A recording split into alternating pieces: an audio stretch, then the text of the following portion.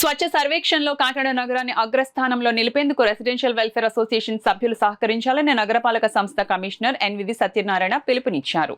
గురువారం ఉదయం ఆయన కొండేలపేట, సురేష్ నగర్, సిద్ధార్థ్ నగర్ ప్రాంతాల్లో విస్తృతంగా పర్యటించి శానిటేషన్ నిర్వహణ పనులను పరిశీలించారు. ఈ సందర్భంగా నగరంలోని 20 రెసిడెన్షియల్ వెల్ఫేర్ అసోసియేషన్ సభ్యులు తమ ప్రాంతాల్లో పరిశుభ్రతను కాపాడడంతో పాటు దోమల నివారణ చర్యలను ఖచ్చితంగా అమలు చేయాలని కమిషనర్ సూచించారు.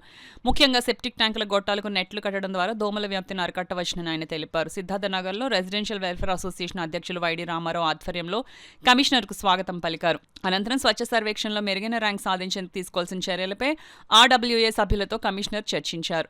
నగరంలోని 20 రెసిడెన్షియల్ వెల్ఫేర్ అసోసియేషన్ రోజుకొక కాలనీ చొప్పున 20 రోజుల పాటు పర్యటిస్తూ ఆయా ప్రాంతాల్లో పరిశుభ్రత అభివృద్ధి కార్యక్రమాలను సమీక్షించే విధంగా ప్రణాళిక రూపొందిస్తున్నట్లు కమిషనర్ సత్యనారాయణ వెల్లడించారు. సిద్ధార్థ్ నగర్ ను ఆదర్శ కాలనీగా తీర్చిదిద్దడంలో ఆర్డబ్ల్యూఏ సభ్యుల కృషి అభినందనీయమని ఆయన కొనియాడారు.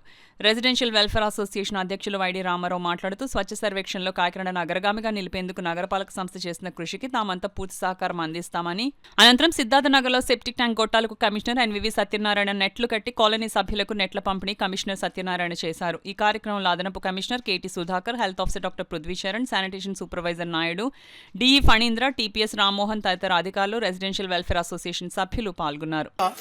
మన ఏదైతే టాయిలెట్స్ ఉన్నాయో ఆ టాయిలెట్స్ లో ఈ మస్కిటోస్ ఉదయం సమయంలో నిద్రపోతాయి, నైట్ టైంలో లేస్తాయి. నైట్ టైం ఎప్పుడైతే ఈ నెట్ కట్టేసామో ఆ గొట్టలో నుంచి బయటికి రావడానికి అవకాశం ఉండదు. కాబట్టి ఈ నెట్ ఇట్లాగా మనం ఇట్లా గొట్టం అనుకోండి, ఇది గొట్టం అనుకుంటే ఇలా తొడిగేసి ఇలా కట్టేసి దీన్ని ఇలా కట్టేస్తాం. సో ఇంకా మస్కిటో లోన్ ఉండిపోద్ది, గొట్టం ఉండిపోద్ది, బయటికి రాదు. దానివల్ల మ్యాక్సిమం మస్కిటోస్ కంట్రోల్ అవుతుంది. అదేవిధంగా చూసారు ఫాగింగ్ మిషన్ కూడా మనం చేస్తున్నాము. అదే నాప్కిన్ బాల్ కూడా మనం స్ప్రే చేస్తాము. మ్యాక్సిమం కాకినాడ సిటీలో దోమలు నిర్మూలించడానికి ఇది ఒక కార్యక్రమం చేపట్టాము. ప్రజలందరూ కూడా సహకరించండి. అదేవిధంగా మనకి మేము సొంత ఇంటికి కూడా మీరు కూడా సొంతంగా వేసుకోవచ్చు, నో ప్రాబ్లం.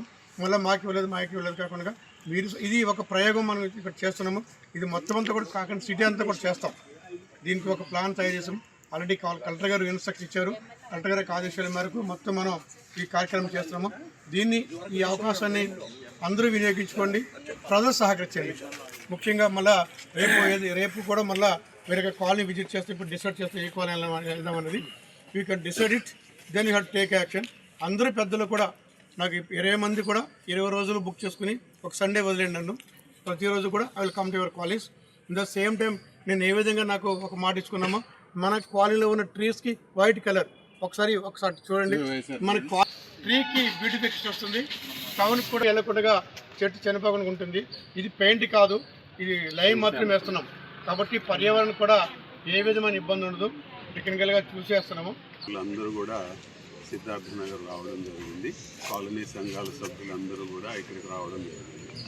అదేవిధంగా సిద్ధార్థ నగరు సుబ్రహ్మణ్యం గారు, రాజా గారు, ఇతర పెద్దలు అందరి యొక్క సహాయ సహకారాలతో దీన్ని ఒక మోడల్ కాలనీగా తయారు చేయడానికి నిర్ణయం చేసి దానికి సంబంధించినటువంటి ఏర్పాట్లు ఇప్పుడు మొదలు పెట్టడం జరిగింది. ఈ పార్కుని చాలా సుందరీకరించారు ఇటీవల కాలంలో. అందరూ కలిసి కష్టపడి సుబ్రహ్మణ్యం గారి నేతృత్వంలో ఇక్కడి నుంచే ఈ యొక్క స్వచ్ఛ సర్వేక్షణకి రాబోయేటటువంటి వచ్చే నెలలో జరిగే కార్యక్రమానికి నాందివాచకంగా అన్ని కాలనీలు కూడా స్వచ్ఛంగా ఉండేటట్లు, సుందరంగా ఉండేటట్లు తయారు చేయడానికి ఏర్పాట్లు జరుగుతూ ఉన్నాయి. ముందుగా దోమలని నివారించడానికి నెట్స్ కట్టేటటువంటి కార్యక్రమాన్ని ఈరోజు సిద్ధార్థ నగర్ నుంచి ప్రారంభం చేయడానికి కమిషనర్ గారు వచ్చారు. ఇక్కడి నుంచి ఈ యొక్క కార్యక్రమాలని కంటిన్యూగా 20 రోజుల పాటు 20 కాలనీలని సందర్శించి వాటిని బాగు చేయడానికి ఏ రకమైనటువంటి చర్యలు చేయాలి, అక్కడి నుంచి ప్రజల సహకారం ఏ విధంగా తీసుకోవాలి అనే దాని మీద మరి మంచి నిర్ణయం చేయడం అభినందనీయమైనటువంటి విషయం. ప్రజలతో కలిసి చేస్తేనే ఇటువంటి కార్యక్రమాలు సక్సెస్ అవుతాయి. కాకినాడ నగరము లివబుల్ సిటీస్లో 4వ స్థానాన్ని గతంలో పొంది ఉన్నది. మనము ఉన్నత స్థానానికి వెళ్ళడానికి దీన్ని ఒక మార్గంగా భావించి దానికి తగినట్లుగా మనందరం కూడా చక్కగా ఈ యొక్క కాకినాడ నగరాన్ని సుందరంగా తీర్చిదిద్దుకోవడానికి ప్రయత్నం చేద్దామని దానికి సహకరిస్తున్న మున్సిపల్ అధికారులకు హృదయపూర్వకంగా